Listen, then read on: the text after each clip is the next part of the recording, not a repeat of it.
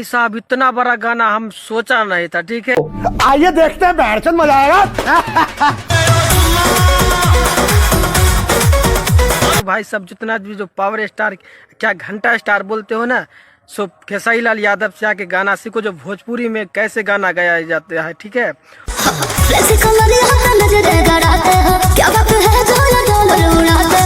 चुम्मा चुम्मा सॉन्ग जो खेसारी लाल यादव का गाना जो आया है ना, वास्तव में भाई साहब भोजपुरी इंडस्ट्री में पूरा खलबली मच गया, बता दूं।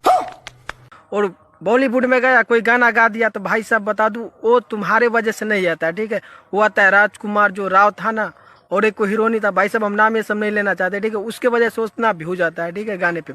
लेकिन बाकी बात अगर दिखाना है पावर तो भोजपुरी में दिखाओ ना। चलिए, नमस्ते प्रणाम आपका भाई प्रिंस। देखिए सारी बहके का सॉन्ग आया है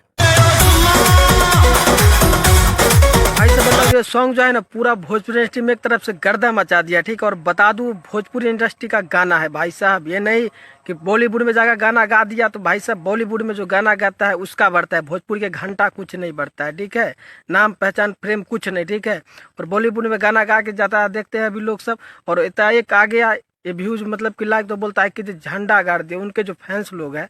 लेकिन भाई साहब ये कुछ नहीं है, वो हिंदी गाना है। ठीक है, तो हिंदी का यहाँ नहीं चलेगा क्योंकि अपना भोजपुरी बिहारी पे झारखंड में जो फ्लेवर है जो भाई साहब भोजपुरी का चाहिए वो तो होता नहीं है। ठीक है, और खेसारी लाल यादव से सीखो। ठीक है, बता दो इस गाने का नाम है चुम्मा चुम्मा सॉन्ग, जो राजा राम फिल्म से लिया गया, और खेसारी लाल यादव और आकांक्षा पुरी का भाई साहब इसमें क्या डांस है। ठीक है, और शिल्पी राजा और खेसारी बहन इस गाने को है, तो प्लीज आप लोग जाकर सुनिए सारेगामा हम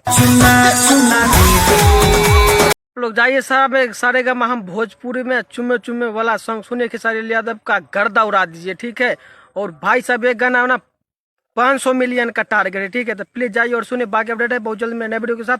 वीडियो देखने के लिए आप लोग का बहुत बहुत ठोक दीजिए। 5000 लौटे दिख जाना चाहिए, ये 4000 के लिए मैं यहाँ पे